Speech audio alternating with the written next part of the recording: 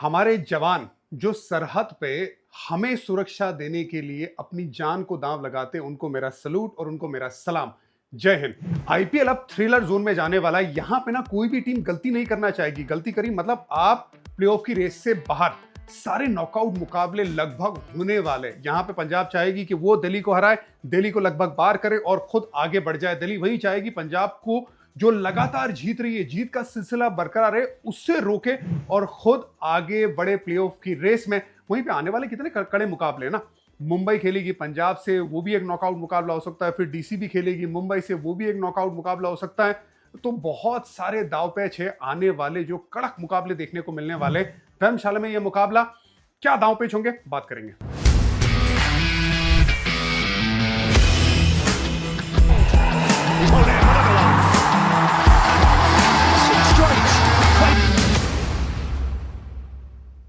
पंजाब अभी 15 अंकों पे है। बहुत अच्छा उनका कंसिस्टेंट विनिंग रन चल रहा है। अब यहां पे ना इसे बरकरार रखना होगा, क्योंकि आज डीसी का मुकाबला है, फिर बाद में मुंबई से खेलेगी, फिर राजस्थान को उनके घर में खेलना है। तो ये सारे मुकाबले इंपॉर्टेंट है।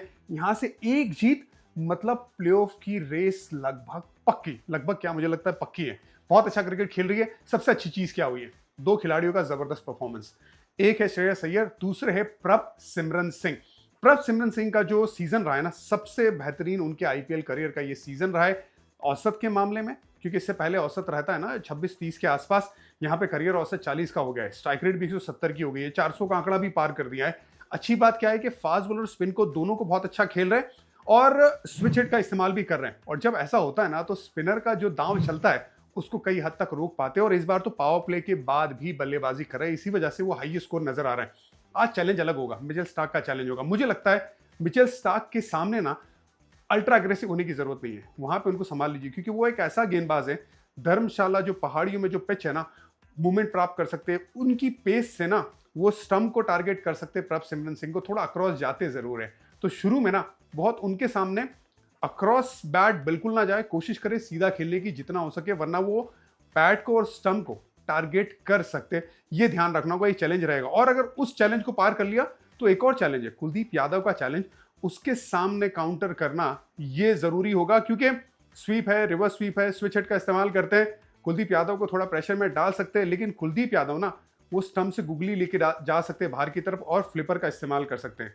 ये थोड़े जो उनके गेम प्लान होंगे दिल्ली के प्रभसिमरन सिंह के सामने, तो ध्यान रखना होगा। अब श्रेयस अय्यर की बात करते हैं। श्रेयस अय्यर की जो बल्लेबाजी हुई है उसमें बहुत सारे पॉजिटिव्स हैं।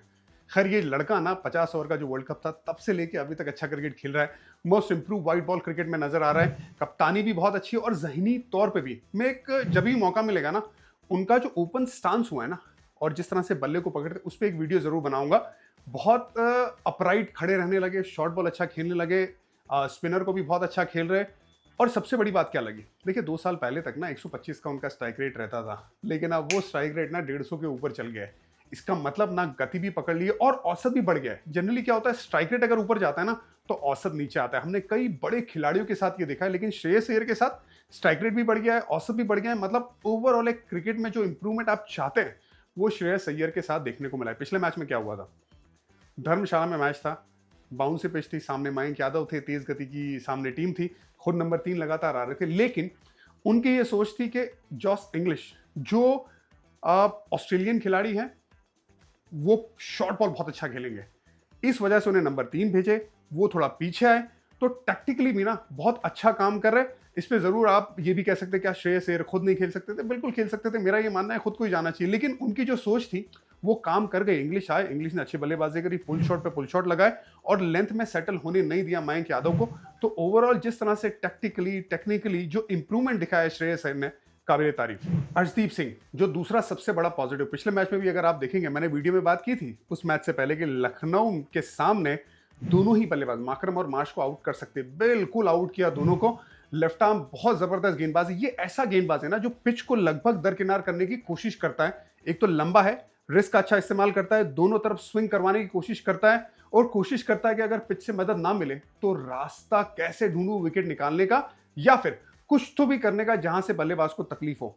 अच्छा लगता है मुझे ये गेंदबाज, बड़े दिल वाला ये गेंदबाज है। पिछले मैच में भी जो 3 मेन बल्लेबाज हैं, माकरम, मार्श और पुरन, ये तीनों को आउट कर दिया।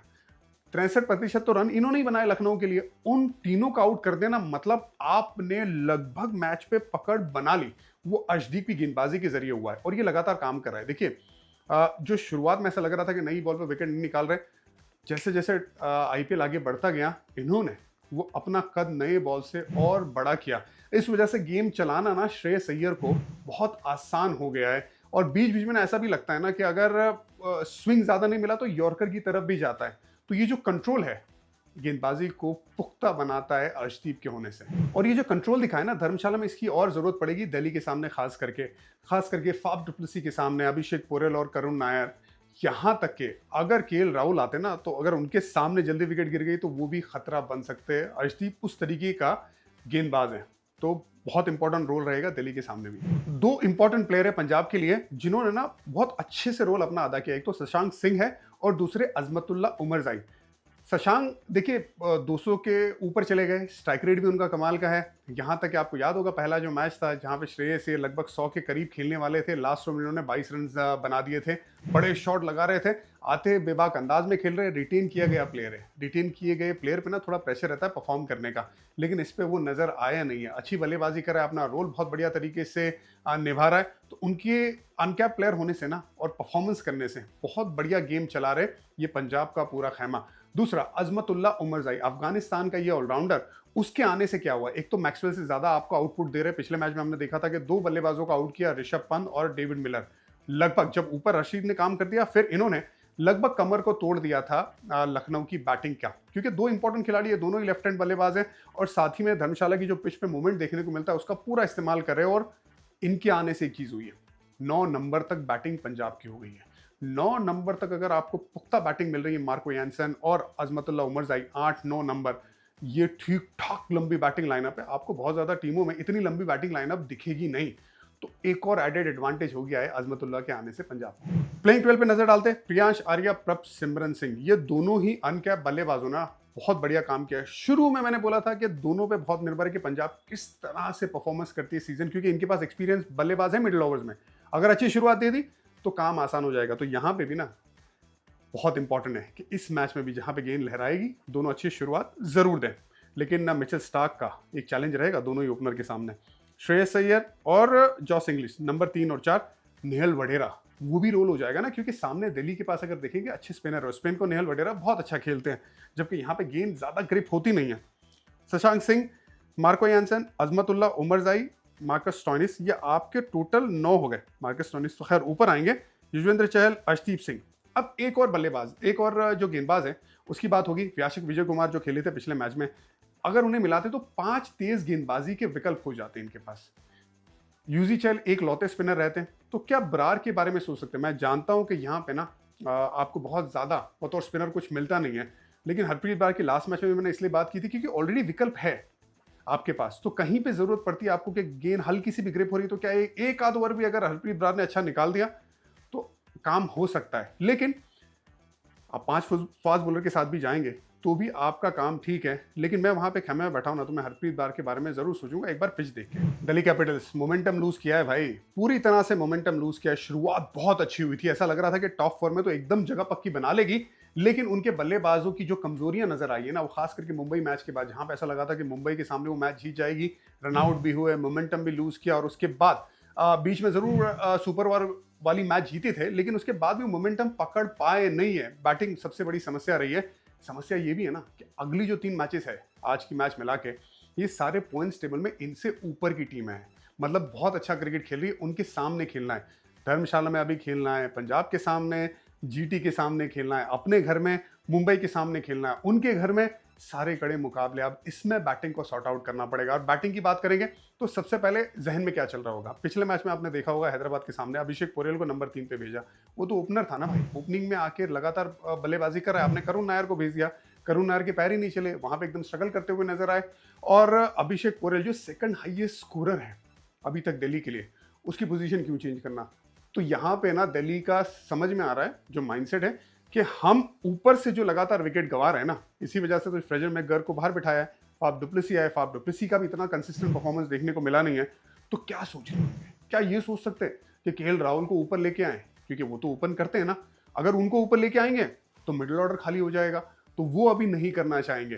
तो बड़ा ज़रूरी है कि पुख्ता स्टार्ट मिले बतौर ओपनर, और टॉप 3 को तो अच्छा स्टार्ट देना ही पड़ेगा। अगर नहीं दिया दिल्ली ने तो दिक्कत में आ जाएंगे। मेरे हिसाब से वो right hand left hand combination दोबारा लाना बड़ा ज़रूरी है दिल्ली के लिए। अभिषेक पोरेल को ऊपर लेके आइए, और अगर उन्होंने अच्छा स्टार्ट दे दिया, हालांकि वो लंबी पारी नहीं खेल रहे, लेकिन अगर कंसिस्टेंट अच्छा स्टार्ट दे रहे तो फिर उन्हें मत बदलिए। और केएल राहुल की बल्लेबाजी ना बहुत इंपॉर्टेंट होगी इस मुकाबले में। टेक्निकली बहुत पुख्ता है, फास्ट बॉलिंग बड़ा अच्छा खेलते हैं, हमने देखा है ओवरसीज में शतक लगाए हुए टेस्ट क्रिकेट में। तो इसका मतलब जो कंडीशन रहेगी धर्मशाला में, वहां पे कौन दिल्ली की जो बैटिंग लाइनअप है उसमें सबसे पुख्ता आपको नजर आता है, वो केएल राहुल।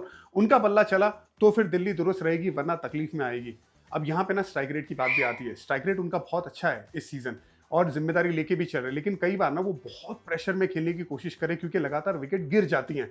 उससे बाहर निकलना पड़ेगा, जहनी तौर पे ना थोड़ा पुख्ता रहना पड़ेगा और गेम को चलाना पड़ेगा। केएल राहुल इस पिच पे, अगर मैं गारंटी देता हूँ 15 ओवर खेल लेंगे, चाहे किसी भी स्ट्राइक रेट से और किसी भी सोच से, तो स्ट्राइक रेट ऊपर चला ही जाएगा, ये मानना है। क्योंकि गेंद आती है बल्ले पे, ऐसी पिच पे ऐसा बल्लेबाज जो केएल राहुल है वो थ्राइव करना चाहिए, तो उन पे बहुत बड़ा दांव चलेगा। और दूसरा आशुतोष शर्मा ने पिछले मैच में भी ना, देखिए एक तो प्लेइंग 11 में उनकी जगह नहीं थी, इंपैक्ट प्लेयर लेके आए थे, विकेट गिर गई थी, एक्स्ट्रा बॉलर खिलाना था दिल्ली को। अब वो आए, उन्होंने 40 रन की बहुत अच्छी पारी खेली, तभी तो वो स्कोर 130 के पार पहुंचा। एक दो इनिंग में बहुत अच्छा खेले, लखनऊ के सामने मैच जिताया था, यहाँ भी बहुत अच्छा खेले, फास्ट बॉलर को बहुत अच्छा खेलते। तो यहाँ पे भी जो पिच है ना, उनके सामने मैं उम्मीद करूंगा कि खास करके फास्ट बॉलर के सामने, क्योंकि पंजाब के पास ज़्यादा फास्ट बॉलर ही है ना, एक ही स्पिनर के साथ खेल रहे चहल के सामने, तो ज़्यादा फास्ट बॉलिंग आने वाली है, तो इनका रोल एक और बार बहुत बढ़ जाएगा। यहाँ तक कि मैं ये भी देखूंगा कि लैप और रिवर्स लैप उसका इस्तेमाल करते हुए आपको आशुतोष शर्मा नजर आएंगे। बॉलिंग की जो स्टिंग है दिल्ली की, वो कम हो रही है। अगर आप देखेंगे मिचेल स्टार्क, विपराज निगम और कुलदीप यादव, पहले हाफ में ना 25 विकेट तीनों ने मिलकर निकाल दी थी, इकोनॉमी भी जबरदस्त थी। वहां से अगर यहाँ पे लास्ट के 5 मैचेस पे अगर नजर डालेंगे तो ये तीनों ने मिलकर सिर्फ 9 विकेटें निकाली हैं, उसमें इकोनॉमी भी ऊपर गया। और खास करके कुलदीप यादव की इकोनॉमी लास्ट के 5 मैचेस में 7 के ऊपर है, और साथ ही में सिर्फ 2 विकेट मिली है। तो यहाँ पे उनको अपना कद बड़ा करना पड़ेगा। वो लोग क्या कर रहे हैं, कुलदीप यादव के सामने स्टेप आउट होके ज्यादा बाहर निकल के वो शॉट्स खेल रहे हैं, तो उसमें थोड़ा सा अवेयर रहना पड़ेगा कुलदीप यादव को। क्या गुगली का ज्यादा इस्तेमाल कर सकते हैं, क्या लाइन को वेरी कर सकते हैं, अगर आपको पता चल रहा है कि ये स्टेप आउट हो रहा है तो क्या बाहर गेंदबाजी और कर सकते हैं जब वो स्टेप आउट करे बल्लेबाज। इन सब चीजों का ध्यान रखना पड़ेगा, अगर नहीं रखेंगे तो दिक्कत में आ सकते हैं दिल्ली। लेकिन फिर भी मैं उम्मीद करता हूं कि अगर मिचेल स्टार्क ने अच्छा स्टार्ट कर दिया नई गेंद के साथ, तो फिर पंजाब की बाकी खिलाड़ियों को इनमें क्षमता है, कुलदीप यादव, अक्षर पटेल, विपराज निगम, कि ये गेंदबाजी में पकड़ सकते हैं। इवन तो धर्मशाला में आपको बहुत ज्यादा ग्रिप नहीं मिलेगी। और दिल्ली क्या प्लेइंग 12 में एक और फास्ट बॉलर को डाल सकती है, उसके बारे में बात करता हूं। दिल्ली की प्लेइंग 12 पे नजर डालने से पहले बड़ा इंटरेस्टिंग है, पंजाब के पास ना 5 फास्ट बॉलिंग के विकल्प है, वहीं पे दिल्ली के पास ना प्लेइंग 12 में सिर्फ 3 फास्ट बॉलिंग के विकल्प है।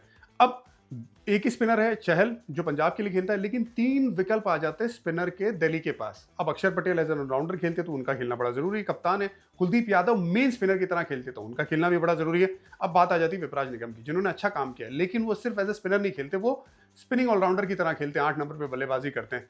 इनके बारे में आप सोच सकते हैं क्या उनकी जगह पे अगर सब सिचुएशन बैटिंग में सही आ जाती है तो क्या एक फास्ट बॉलर उनकी जगह पे लेके आ सकते हैं, क्योंकि 3 ही फास्ट बॉलर धर्मशाला में, मुझे लगता है कि एक फास्ट बॉलर थोड़ा सा कम है। तो चलिए बात करते हैं, अभिषेक पोरेल को आप ओपन कराइए। ओपन कर रहे थे, right and left hand combination आप बना के रखिए, गेंद थोड़ी लहराएगी। फाफ डुप्लेसी उसके साथ, करुण नायर को नंबर 3 पे लेके आइए। करुण नायर का बल्ला एकदम ठंडा हो गया है, वो एक इनिंग आई है, उसके बाद कोई इनिंग आई नहीं है। थोड़ा सा टाइम दीजिए, अपना रोल ऐसा अदा करिए कि आपको लंबी पारी खेलनी है। और मुझे लगता है कि इस पिच पे उनको बैटिंग एंजॉय करना चाहिए, क्योंकि टाइमिंग वाला खिलाड़ी और पेस है इस पिच पे, तो कॉम्बिनेशन बड़ा सही होगा। केएल राहुल बहुत इंपॉर्टेंट खिलाड़ी है इस टीम के लिए, कम से कम 10 से 15 ओवर खेलना इनके लिए बड़ा जरूरी है। फिर अक्षर पटेल, ट्रिस्टन स्टब्स और आशुतोष शर्मा, ये आपके साथ हो गए। अगर बल्लेबाजी चल जाती है तो फिर आप विपराज निगम जो नंबर 8 पे आते हैं, आप उनकी जगह पे एक फास्ट बॉलर ले लीजिए, और मिचेल स्टार्क, कुलदीप यादव, दुष्मंता चमीरा और टी नटराजन पिछले मैच में खेले, लेकिन उनकी गेंदबाजी नहीं आई, बारिश हो गई। मुकेश कुमार को लेके आ सकते हैं। मुकेश कुमार एक ऐसा गेंदबाज है ना जो सीम हिट करता है, तो इन पिचेस पे जो पहाड़ों में है वो काम आ सकती है दिल्ली के लिए। तो मेरा ये मानना है 3 स्पिनर शायद बहुत ज्यादा है उस पिच पे। आपको क्या लगता है? मिचेल स्टार्क बनाम प्रभसिमरन सिंह और प्रियांश आर्या, मिचेल स्टार्क के सामने प्रभसिमरन सिंह को आड़े बैट से शुरू में नहीं खेलना, ये बड़ा जरूरी होगा। अगर वैसा किया तो एलबीडब्ल्यू बोल्ड कर सकते हैं मिचेल स्टार्क। वहीं पे प्रियांश आर्या को ना जो बल्ले का जो फेस है उस पर ज्यादातर सीधा रहे, ये बड़ा जरूरी, नहीं तो भारी किनारा लग सकता है मिचेल स्टार्क के सामने। उसके बाद अर्शदीप सिंह बनाम फाफ डु प्लेसिस आउट किया है, खामोश रखा है और तकलीफ दे सकते हैं। अभिषेक पुरेल को भी ना इन स्विंग डाल सकते हैं, तो ये एक जबरदस्त मैचअप होगा। दूसरा, जैसे ही मौका मिले, पावर प्ले में ज्यादा गेंदबाजी करते नहीं है चहल, 2 बार आउट किया है फाफ डु प्लेसिस को, क्या पावर प्ले में 1 ओवर देखने को मिल सकती है चहल की? क्या इतना बड़ा रेस्ट श्रेयस अय्यर ले सकते हैं? ये जरूर देखना होगा। अगर जॉस इंग्लिश को वापस ऊपर भेजा जाता है ना, तो अक्षर पटेल को रेडी रहना चाहिए। अक्षर पटेल ने 2 बार आउट किया है और स्ट्राइक रेट 100 का भी नहीं है जॉस इंग्लिश का अक्षर पटेल के सामने, तो उनको आउट कर सकते हैं। और साथ ही में प्रभसिमरन सिंह के सामने भी ये मैचअप रहेगा अक्षर पटेल का बहुत बढ़िया, क्योंकि थोड़ी तेज गति से बॉल डालते हैं, ज्यादा आड़े टेढ़े शॉट मारने का मौका नहीं देते, तो वो मैचअप भी बहुत बढ़िया रहेगा। सिर्फ अक्षर पटेल को ये ध्यान रखना होगा कि अगर वो प्रियांश आर्या के सामने गेंदबाजी करते हैं तो क्या स्लाइडर का ज्यादा इस्तेमाल कर सकते हैं। श्रेयस अय्यर क्या नंबर 3 पे आते हैं, नंबर 4 पे, चाहे कोई भी नंबर पे आए, क्या मिचेल स्टार्क की 1 ओवर अक्षर पटेल रख सकते हैं श्रेयस अय्यर के सामने? 1 बार आउट किया है, स्ट्राइक रेट थोड़ा कमजोर है मिचेल स्टार्क के सामने श्रेयस अय्यर का, और अंदर वाली गेंद से भी ज्यादा वो जो गेंद बाहर जाती है ना, क्योंकि उनका ज्यादा ओपन स्टांड हो गया है अभी श्रेयस अय्यर का, तो मिचेल स्टार्क क्या वो गेंद निकाल सकते हैं और तकलीफ में डाल सकते हैं श्रेयस अय्यर को। बहुत सारे और भी मैचअप्स है, लेकिन शुरुआत बड़ी जरूरी है। आप बहुत ज्यादा हार्ड नहीं जा सकते इस पिच पे। जो भी टीम पावर प्ले में गुच्छे में विकेट नहीं गवाएगी, वो टीम मुझे लगता है कि इस गेम में पकड़ बना सकती है। गेंद लहराती है, स्विंग करती है, और चाहे 200 का पार भी टारगेट मिले ना आपको, तो भी आप अगर नॉर्मल शुरुआत करेंगे पावर प्ले में, विकेट नहीं गवाएंगे, तो फिर आप ये मैच में ना बाद में 10 रन पर ओवर भी कर सकते हैं लास्ट की 5 ओवर में। तो दोनों टीमों के लिए यही सलाह, क्योंकि मैं पंजाब से भी खेला हूं, दिल्ली से भी खेला हूं, मैं चाहता हूं दोनों टीम अच्छी करे। पंजाब को मैं हमेशा ज्यादा सपोर्ट करता हूं, लेकिन सब निर्भर रहेगा कि पावर प्ले में कौन अच्छी बैटिंग करता है।